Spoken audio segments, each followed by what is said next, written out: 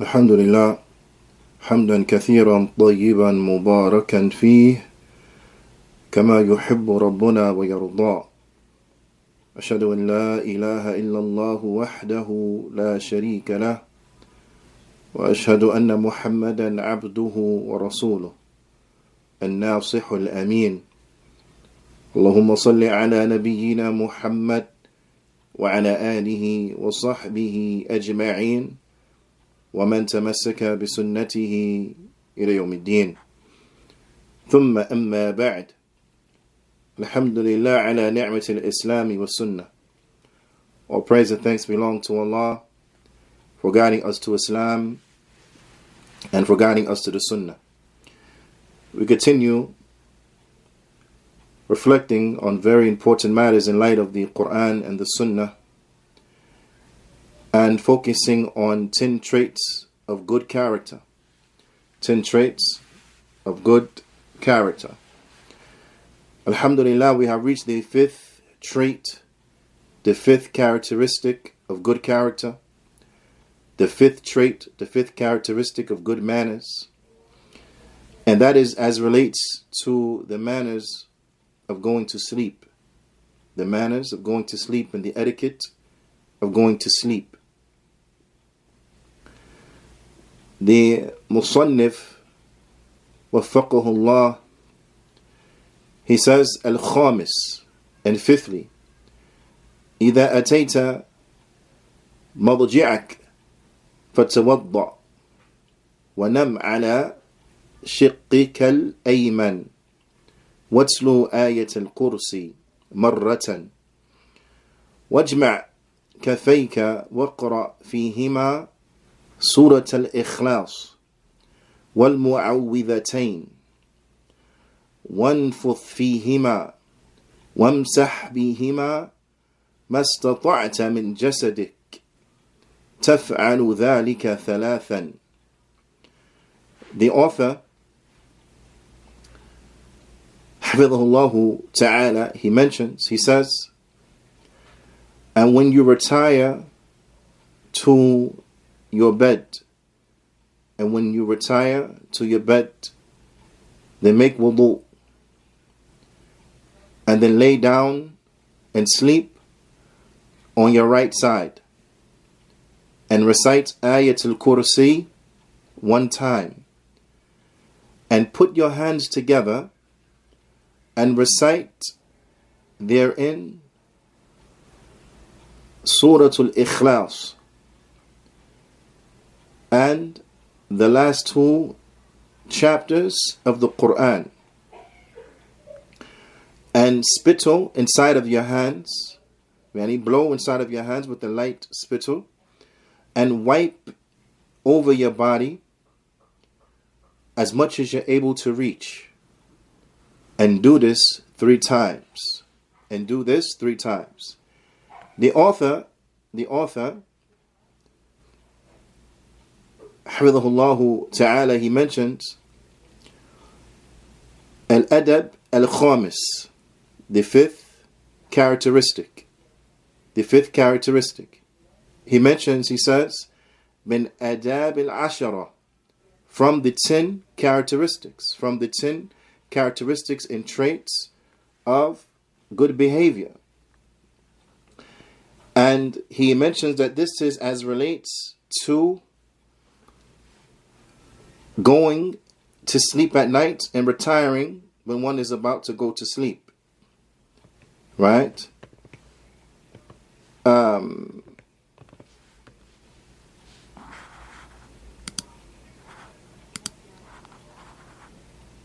Ma'dira. Now, he mentions that this is as relates to the adab, to the etiquette, and when one is going to retire to sleep at night. When one is going to retire to sleep at night. He says that inside of this there are 8 masail. There are 8 affairs. There are 8 issues that are linked to the proper etiquette of going to sleep.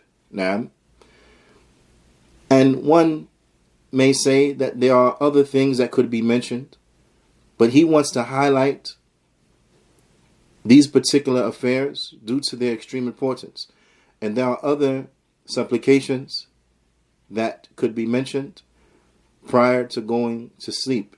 And it is encouraged that the students, that the listeners, that they will take the time, invest in themselves, and they learn the affairs that are mentioned if they are unaware of them, and they learn the affairs that are not mentioned from those supplications that are not mentioned, and they invest in themselves, bithnillahi ta'ala, because this is from the ways that we enrich ourselves, that we invest in ourselves to better our lives. Na'am. Ala kulli hal, he says that there are 8 affairs that are linked to what he mentioned. So again, I encourage, like in other classes, I encourage every student, every listener to have a pen, to have a paper, so that they may write down some of these points, so they write down these points and these masail, so that they are able to enumerate them as being 8. Unless you have a photographic memory and the like, and you don't need to use a pen and paper to gather and to hold on to retain the information, then okay, alhamdulillah. But if this is not the case, then I advise you to have a pen, have a paper, have a writing instrument, whatever that writing instrument is, whether it's old-fashioned, whether it's digital, whatever, whatever is suitable for you as an individual, then so you get the information down, inshallah ta'ala, in the most comfortable and efficient manner for you as an individual. Okay, that makes sense? Like, the Shaykh, he mentions, he says, فَالْمَسْأَلَةُ الْأُولَى, and the first affair, في قوله, is inside of the statement of the author, إِذَا أَتَيْتَ مَضْجِعَكَ فَتَوَضَّأ. Firstly, what is intended by al-madji'?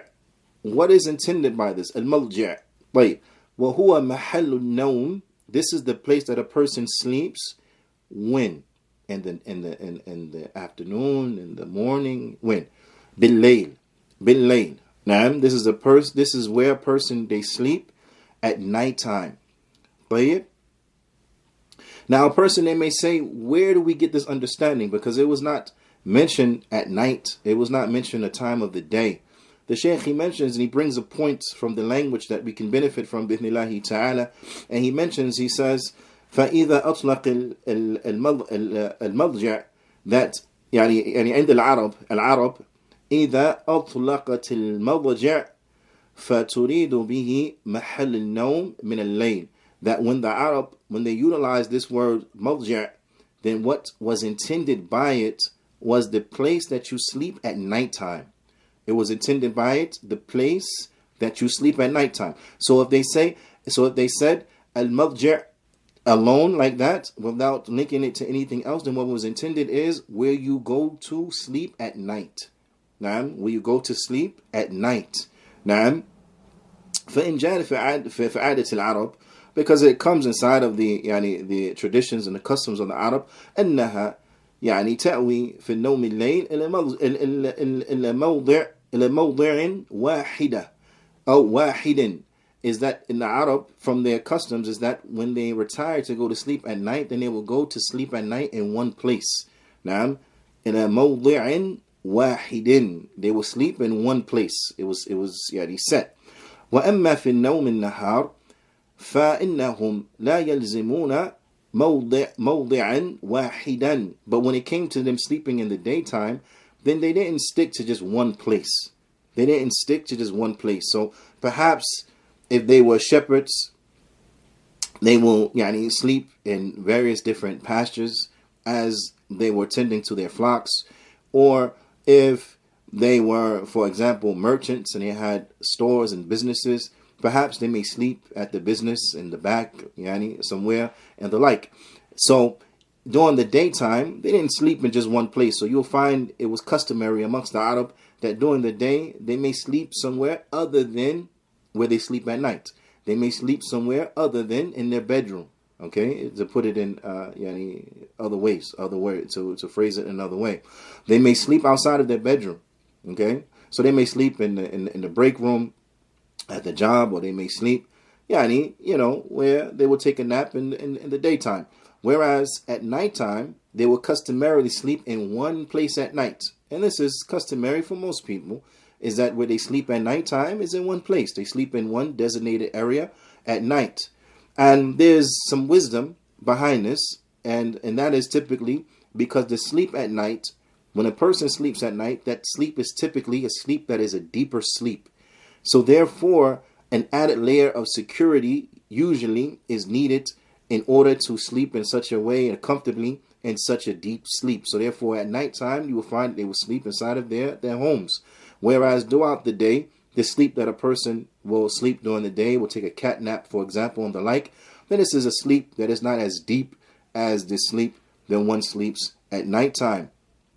So being in an area that is a little less secure is okay and suitable for this type of sleep and the like. So this is just some of the wisdoms why typically individuals you find when they sleep at night is different than when they sleep during the day, because their sleep at night is typically different than the manner in which they sleep during the day.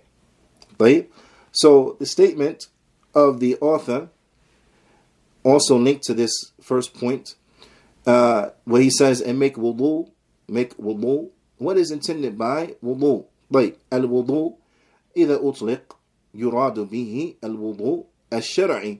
That wudu, if it is said like this, then what is intended by it is the legislative wudu, like the wudu for salah, like the wudu that a person they will make before performing the salah. So prior to sleep, then it is from the sunnah that an individual they make wudu, and as homework, inshallah ta'ala, for the listener, right, is that I want you to go and find the hadith that mentions the benefit and the superiority of making wudu before going to sleep. I want you to go and find the hadith of that mentions the superiority of making wudu before going to sleep. Naam. Bidnillahi ta'ala. And thus, the student has to be active and proactive in seeking after their benefits. We can't be from individuals who come to a class, any given class, and think that we're going to get 100% everything from said class. No, it doesn't work like that. Just like it doesn't work like that in any other place, just like it doesn't work like that anywhere in the dunya. Likewise, it doesn't work like that here, and as it relates to this. So therefore, an individual, you're going to have to also do your own research that is applicable and related to the subject matter if you truly want to benefit, and take it to that next level. Now, so inshallah ta'ala, again, this is also another indication highlighting that there are other mannerisms, and etiquettes that are related to prior to going to sleep, that inshallah I encourage everyone to go to do some research and to look up those ahadith that are related to the adhkar, to the supplications when going to sleep, and that mention the superiority and the virtue and the benefit that one will get when they make those supplications. And bidnillahi ta'ala, this is in benefiting ourselves. This is in concerning ourselves with that which is beneficial to us. This is from spending our time in a good way. Because, many of us, how much time do we waste throughout the day pursuing things that have no real beneficial value to us? And then when it comes to the simple, basic things, like what we're mentioning here, you'll find that there are many of us who are unaware of a lot of aspects of this. And really, that's a shame, because these are things that we should know well. These are things that we should teach our children, that our children should know, and that they should know well, and the like. But when we go over, a lot of times, unfortunately, those things that we know well, and how beneficial they are for us in our life, then we find in many cases, they have no benefit at all. They have no benefit to us. They don't add no increase to the value of our lives. They don't, increase us in any which way, shape, and form. But yet we're very keen to know about them. Whereas things that actually will bring benefit to us, that will increase us, that will increase our situation, and so on and so forth, a lot of times we are lacking as it relates to these particular topics, and that is a shame. That is a shame.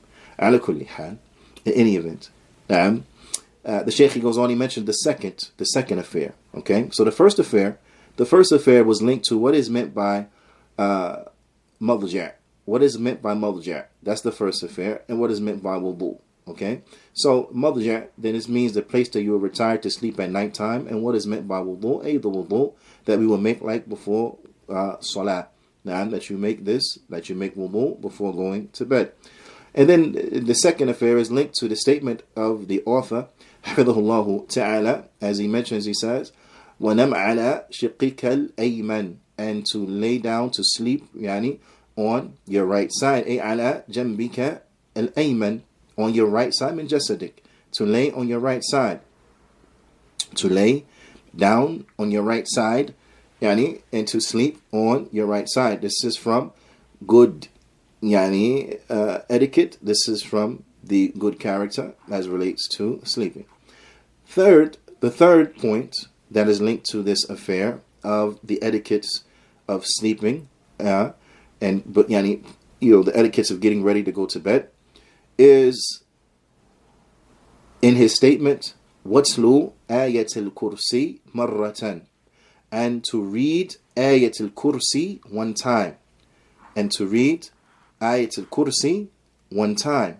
Now, as it is from the Sunnah of the Prophet sallallahu alaihi wasallam, that before going to sleep, then he sallallahu alaihi wasallam, he will read Ayat al-Kursi one time. Now, then he will read Ayat al-Kursi one time. And this is from the Sunnah of Mustafa sallallahu alaihi wasallam.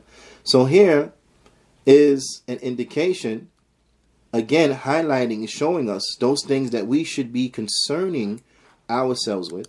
And that is that if there are individuals from us who are unaware of Ayat al-Kursi, then this is an opportunity for them to become familiarized with Ayat al-Kursi.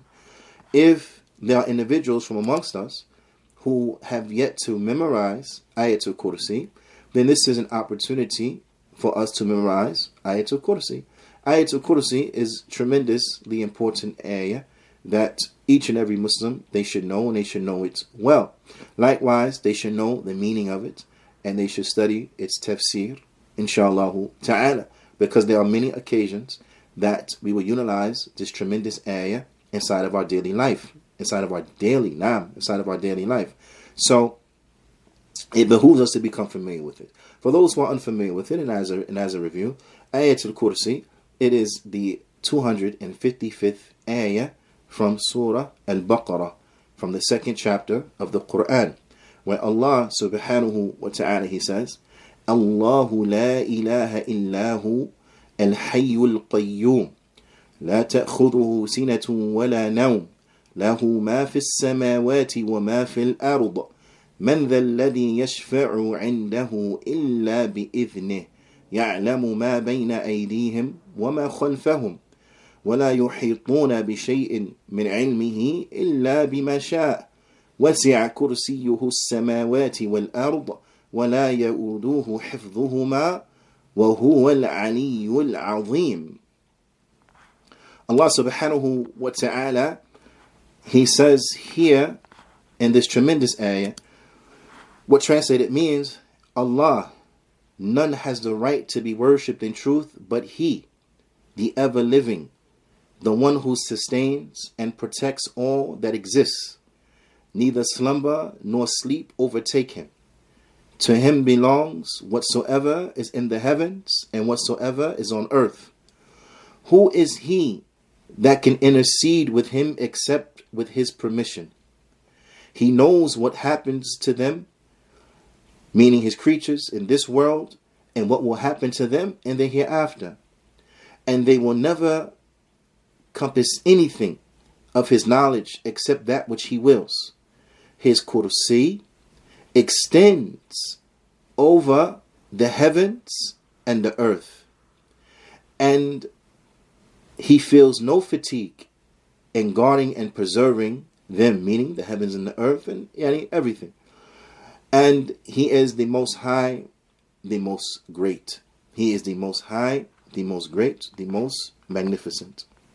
This ayah al-Kursi, in it, a lot of benefit. But again, we leave that for the listeners' homework. To go and seek what is the tafsir of Ayat al-Kursi. Naam. To go and read what is the tafsir of Ayat al-Kursi. And Al-Allama, Al-Shaykh Uthaymin, rahimahullah ta'ala, he has a tremendous book that has been translated into the English language that explains Ayat al-Kursi. So I encourage the listener, the viewer, to go and find this book, Bithnillahi ta'ala, to read it and to study from it, insha'Allah, so that you may benefit. Ala kulli hal, the Shaykh Salih al-Usaymi, the author of this tremendous book, he brings a benefit. He brings a benefit here for the listener, for the viewer, for the reader, yani for those who read this book. He said, وَسُمِّيَتْ هَذِهِ الْآيَةِ آيَةِ الْكُرْسِي. He said in this ayah, it has been named Ayat al-Kursi. Naam. The Kursi is the footstool. Is a footstool. Naam. لِنْفِرَادِهَا بِذِكْرِ الْكُرْسِي الْإِلَهِ. Because it is mentioned in it the Kursi of the Most High. Naam. It is mentioned here, the Kursi, the footstool of the Most High. Naam. وَلَمْ يَقِعْ ذِكْرُ كُرْسِي الْإِلَهِ فِي الْقُرْآنِ إِلَّا فِي هَذِهِ الْآيَةِ. And the mention of the Kursi, it is not mentioned in the Qur'an except in this ayah. This is the only ayah in the Qur'an that mentions the Kursi of Allah subhanahu wa ta'ala. So there is a benefit for us from that standpoint, in that this is the only ayah in the Qur'an that mentions the Kursi of Allah subhanahu wa ta'ala. And what is meant by tilawa huna, what is meant by tilawa a qira'ah, it means to read it. Right? What's meant by recital here, or tilawa, it means here that you read it or you recite it. Okay? Well, aslu tilawa, and this is because in the language, the origin of the word tilawa, it means al-ittiba'. And this is a benefit, again, from a language standpoint, that in the language, tilawa, the origin meaning of it, or the original meaning of it, right, or its origin, is that what it means? Al-ittiba'. It means to follow. It means to follow. Tilawa, yani al-ittiba'. It means to follow something. Okay? Wa tatanawwa'u ma'aniha bihasmi mawaqi'iha min al-kalam. And its meaning will change depending upon where it is in the context of the speech. So depending upon the context that is used inside of the speech, then that will determine the meaning of tilawa. Okay?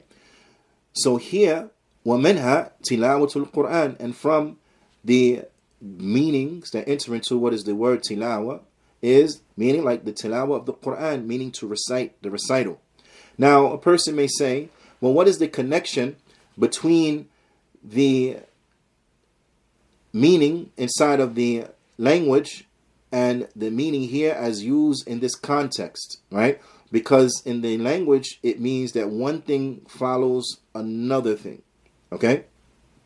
Tilawa al-ittiba', that one thing will follow something else, okay?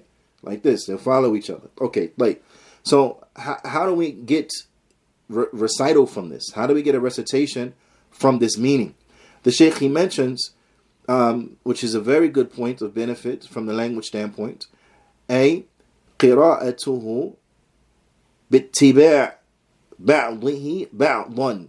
That here it means recital, because when you recite something, portions of it follow other portions. So when you recite the ayah, when you recite the Qur'an, they're going to be words that follow other words, and you have to bring them together, follow them up one by one together, and that's why it's called, referred to as tilawa, because the words are following other words. The words are following other words, and you have to bring them together.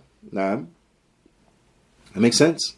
The fourth affair is that in his statement, وَجْمَعْ كفيك, and bring together your كفيك. طيب. وهما باطنا اليد. And what is the kaf? The kaf, then it means and is referred to here as the inside of the hand. Now, the kaf, what is meant by kaf here is the inside of the hand, right? That you bring them together, right? فكل يد لها كف هي باطنها. So every hand, because again, remember in the Arabic language, a hand can refer to anything from your fingertips to here, right? To your elbow. All of this is the hand, yed. Okay? But what is intended by yed here, it means kef. And this is this, right? This portion of it. And what is intended primarily from this portion, then it means the inside of the hand, right? Your palms. That means your palms. That makes sense? Okay. So when the Shaykh he says, and bring them together, it means you will bring your hands together in the manner like when you make dua. Like when you make dua and you bring your hands together, when you make dua, then this is what it means by you bring your hands together like this, like when you make dua. But you will bring it close to you. Now, so it wouldn't be like, with your hands extended away from you, but you will bring your hands together close to you, like when you make dua, like this. And you will recite unto your hands. And that brings us to the fifth point from the eight points that the Shaykh mentions as related to the etiquette of going to bed. And that is وَقْرَأْ فِيهِمَا. And you recite into them, meaning your palms. You read into your palms, right? Like this. You bring them close to your face, and then you recite into them. You recite into your palms. What do you recite into your palms? You recite into your palms Surah Al-Ikhlas, Surah Al-Ikhlas, wa Mu'awwidhatayn. And you recite the last two chapters of the Qur'an. And you recite the last two chapters of the Qur'an. Naam.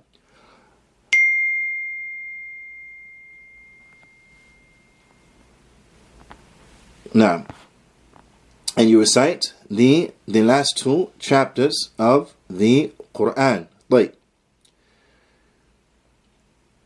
Surah Al-Ikhlas, then we know this is Allah Ta'ala's statement, قُلْ هُوَ اللَّهُ أَحَدٌ, to the end of the chapter. Naam. And the last two chapters of the Qur'an, then we know they are قُلْ أَعُوذُ بِرَبِّ الْفَلَقِ, to the end of the chapter. And the last chapter of the Qur'an, then we know it is قُلْ أَعُوذُ بِرَبِّ النَّاسِ, to the end of the chapter. Now, so again, these are very important chapters. So if we don't know them yet, then we should strive to learn them because they are tremendously important. And these chapters, we will use them multiple times every day. Now, multiple times every single day. So it behooves us to memorize them. Now, so that we have them with us always. And the Shaykh he mentions, he says that we will read inside of them, meaning in what? Inside of our hands, these chapters 3 times. 3 times. Ayatul Kursi is once. 1 time. Whereas when we recite the last 3 chapters of the Qur'an into our hands, we make it like this, then we will do that 3 times. 3 times. Okay? That brings us to the 6th. Aspect of good character and from the etiquettes of going to sleep. And that is, as the Shaykh mentions, وَنْفُثْ فِيهِمَا, that we will spittle inside of our hands. Now, and the spittle inside of the hands, then this will come after all 3 chapters are recited. After all 3 chapters are recited, and when you recite them, you're going to recite inside your hand, into your hand, and then you're going to spittle. Now, and this is what is meant by 1/4. bihima wanfuth, it means to spittle. Bihima fi kaffayk, that inside of our palms. Then we're going to spittle. Naam, we're going to spittle. والنفث هو النفخ مع ريق لطيف. Then it is يعني as like when يعني يكون الهواء يعني مندفع من الفم مصحوبا بريق لطيف منه, that we will breathe out, and they will be accompanied with this breath that goes into our hands like pieces of spittle. Yani, I don't know how else to say it in English except yani, we will spittle inside of our hands like this, not spit, no, but spittle. Makes sense? Like we will spittle inside of our hands 3 times. We'll spittle inside of our hands. And the whole of this will be done 3 times. And the Shaykh is going to mention how is the manner of doing all of this 3 times, right? Because it doesn't mean that we'll recite and then we, 3 times. No. But the Shaykh is going to mention, okay? So, we will spittle inside of our hands. And then, after we spittle inside of our hands, this brings us to the 7th point of etiquette of the good manners and etiquettes of getting ready to go to sleep. And that is وَامْسَحْ بِهِمَا مَا اسْتَطَعْتَ مِنْ جَسَدِكَ, is that you will wipe with them what you are able to reach from your body. That you will wipe with them after you have recited and then spittled. Then you will wipe what you are able to reach from your body. وَالْمَسْحْ هُوَ إِمْرَارٌ, and what is meant by mash here, to touch, was meant here means to rub. So then you will rub on your body whatever you are able to reach. فإذا قرأ السورة ثلاثة السور الثلاث, so once you have read the 3 chapters, ثم نفث في كفي أو في كفي, and then he will blow, meaning spittle, inside of his hands. Then مسح بكفيه ما استطاع من جسده, then he will wipe what he was able to wipe from his body. ما يصل إليه عادة دون تكلف, meaning that which he was able to wipe customarily, ordinarily, without any type of exaggeration or without any type of going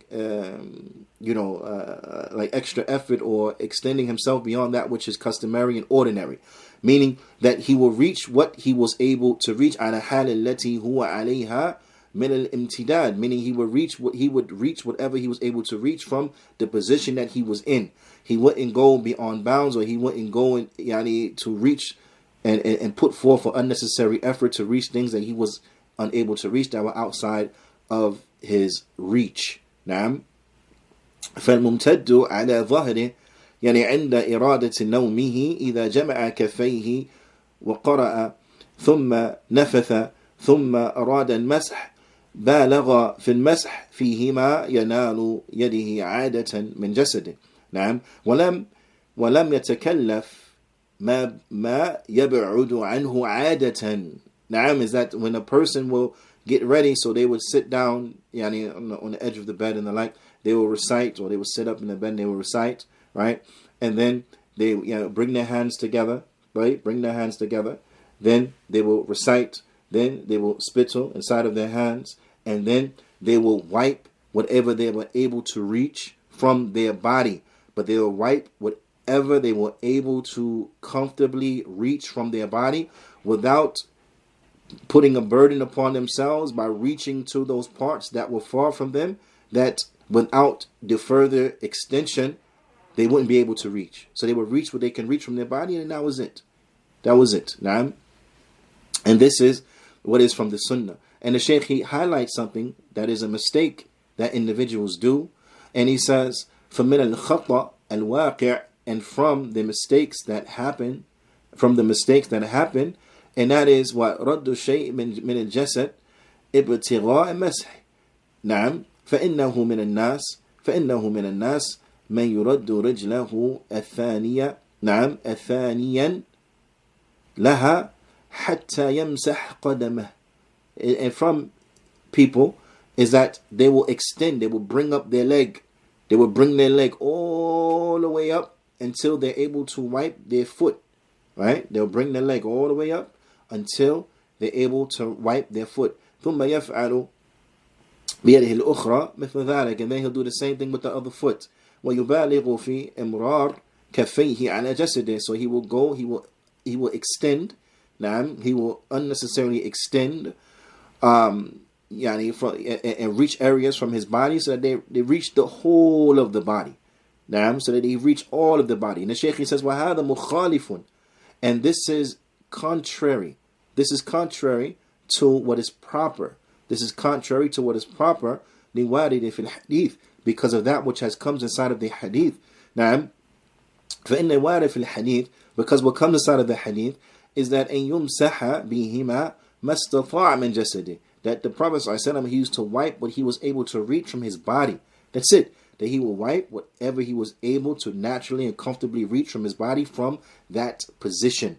وَمَا يَصُلُ إِلَيْهِ عَادَةً دُونَ تَكَلُّفٍ, and what he was able to reach customarily and naturally without overextending. So it is not from the Sunnah that an individual, they touch every part of their body, but rather whatever they are able to reach comfortably, then this is what they will touch, this is what they will wipe. And when a person would do that, then they will begin by wiping their face and their head, right? So they will recite, right? They will spittle, and then they will wipe their face, they wipe their head, and what they're able to reach comfortably from their body. Now, this is how they would do it. Whatever they were comfortable to reach from their body. And the eighth and the last affair as linked to this particular topic and what was presented by the Shaykh, حفظه ta'ala, and that is, في قوله, inside of his statement, تفعل ذلك ثلاثا, and they would do this 3 times. They would do it 3 times. نعم. أي تكرر القراءة والنفث والنفث والمسح, is that they will repeat the reciting, the spittle, and the wiping. That they'll repeat these 3 times. مرة بعد مرة. They will do it one after another, right? So in other words, let's break it down so it's easy. Person, he brings his hands together, okay?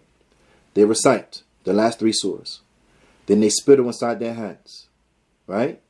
Then they wipe their body, what they're able to reach from their body.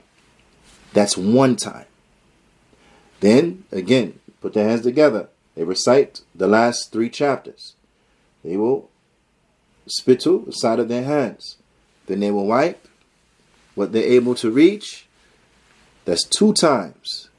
Then they put their hands together, recite the last 3 chapters, spittle inside of their hands, wipe what they're able to reach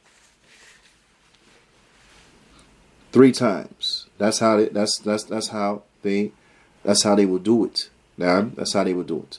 And this is from the Sunnah of the Prophet sallallahu alaihi wasallam, to do it like that. So, my question to everyone, right? Before you go to sleep, how does that look for you? Does it look like this? Because this is from the etiquettes of going to sleep, and this is from the prophetic Sunnah, and there's a lot of benefit that is contained therein, and there are other adhkar, supplications that an individual could make, and the like. But the Shaykh, he brings a added benefit, and that he mentions that this type of spittle and reciting of these 3 chapters, then there comes 2 situations inside of the deen, 2 situations inside a person will need in his life, where he would utilize this same method. will utilize the same method that was aforementioned. They'll utilize the same method. They come two different times. أحدهما, the first, النفث بها عند النوم وهو مذكور هنا. And that is to spittle inside of their hands and to wipe and so on and so forth. Right? And you reciting these 3 chapters like what we're talking about right now. Okay? But what's the second time that we'll use this? Because this is this stuff we need to know. When's the second time that we can use this? That we can recite these 3 chapters, right, into our hands, spittle in our hands, and then wipe. When is that second time? The Shaykh, he mentions when nafdhu biha عند المرض, is when a person is sick. When a person is sick, this is from the ways that we make ruqya ala man ala nafsih, upon himself, أو على غيره, or upon other than himself. Now, so now let me ask you this.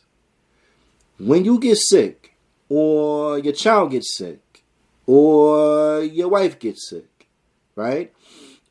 Is this from your treatment? Do you treat that said sickness, said ailment with this? Because if not, why not? How come you don't use it? There's a lot of benefit in it. This is from the legislative medicine. And this is from those medicines that require no resources. You don't have to spend money to buy this medicine. You don't need a prescription. I need to go and fill this medicine. You don't have to go to the drugstore. In order to get this medicine. It's free. It's at your disposal. So if we're not using it, the answer becomes why? How come we're not using it? We should use it. This is beneficial. This is extremely beneficial. Right? Ala kulli hal, the Shaykh, he mentions, he says that this is the manner that a person will use. So when a person is sick, right, you're suffering from a sickness, and you want to make ruqya upon yourself, then this is what you would do. You recite inside your hands, spittle, and then wipe.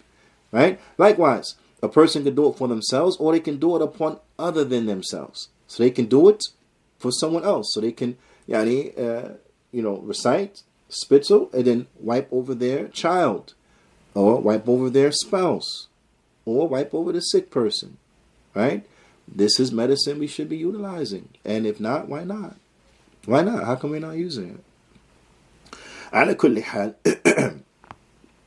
And all of this, as the Shaykh, he mentioned, is done 3 times, as it comes inside of the hadith of Aisha radiyallahu ta'ala anha. وروى البخاري في الصحيح من حديث عائشة رضي الله تعالى عنها أن النبي صلى الله عليه وسلم إذا أوى إلى فراشه كل ليلة, that the Prophet sallallahu alaihi wasallam, my mother Aisha, she narrated that the Prophet sallallahu alaihi wasallam, that when he would retire to bed every night, right, جمع كفيه, he would bring his hands together, right, ثم نفث فيهما فقرأ فيهما, he would spittle inside of them, and then he would recite inside of them. Now, as we know what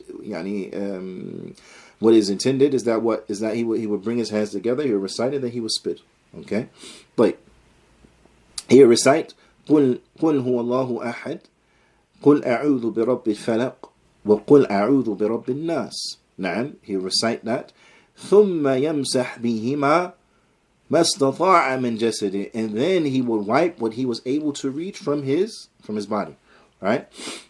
Like وَيَبْدَأُ بِهِمَا عَلَى رَأْسِ وَوَجْهِهِ, and he will start that with his head and face. Now, so he will recite, and then he will start wiping with what? With his head and with his face. Like this. He will start wiping.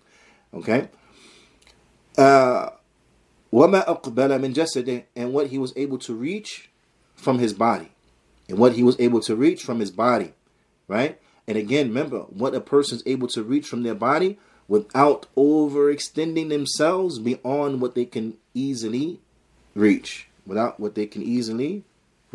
That makes sense?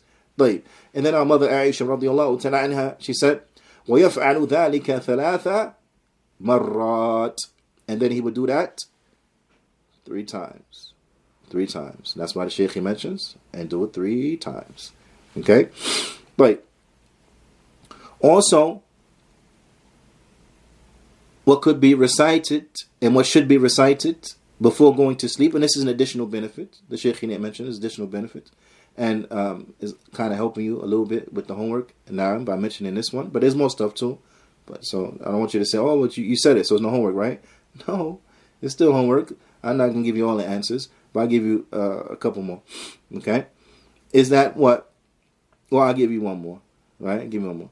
And is that to recite, as it comes in a hadith, yani hadith mutafaqun alayh, is hadith that is agreed upon by Bukhari and Muslim, and it's from the hadith of Abi Mas'ud radiyallahu ta'ala anhu, عن النبي صلى الله عليه وسلم, that the Prophet صلى الله عليه وسلم said, من قرأ بالآيتين من آخر سورة البقرة في الليلة كفتاه, that whoever recites the last two chapters, the last two verses, whoever recites the last two verses from Surah Al-Baqarah in a night time, then it will suffice them. It will suffice them. Now, so if you recite the last two verses from the second chapter, the last two verses from the second chapter from Surah Al-Baqarah, then it will suffice an individual for that night. Now, again, this is an opportunity for us. If we don't know the last two verses from Surah Al-Baqarah, to memorize them, to take some time, invest in ourselves, and to memorize these two verses. This is very important. Now, especially the youth. It's the summertime now, and the youth, they are not in school. Okay, it's summer vacation. So over the summer vacation, you should have a list of things you want to accomplish, deen-wise. Okay, it's like the school, they may in their syllabus, they may have summer reading, where there's certain books you have to read in the summertime, and all this type of stuff. Okay, but you should have even more enthusiasm and an even better list for what you're going to accomplish deen-wise. So everyone should have goals of that which they want to accomplish during the break from school. Okay? And from those goals, that if you don't have it, you should put it on your list of goals, is that you should memorize Ayatul Kursi if you have not memorized it, and you should memorize the last two verses from Surah Al-Baqarah. Now, that should be on your summertime learning list. Okay? And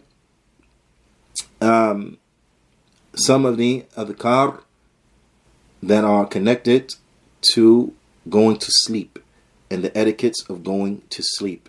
Now, and the like. So again, just as to reiterate, the homework for those who will undertake it and who are concerned about benefiting themselves is to go over those proofs and those evidences that mention the adhkar, the supplications that are to be recited before going to sleep, to look at the merit and the benefit and the superiority of those adhkar and how one would benefit and what they would get if they would recite them, and so on and so forth.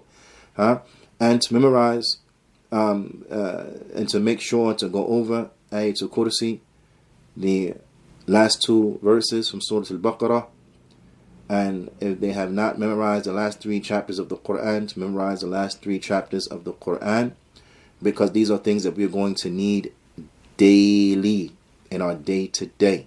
Now, and it's important that stuff you're going to need in your day-to-day, that you get it. You understand? And this is going to be of extreme benefit. And this is from those traits and those characteristics of good character. The person that has good character, you will find that they are a person who they employ these traits, these etiquettes prior to going to sleep and when they go to sleep each and every night.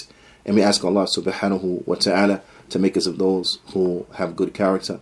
So Allah ta'ala yuwaffiqni wa iyyakum lima yuhibbuhu wa yarda, wa an yaj'alana mubarakan haythu ma kunna, wa an yaj'alana mimman idha u'tiya shakar wa dhubtuliya sabar wa idha adhnaba astaghfar fa inna ha'ula'i thalath unwanu as-sa'ada.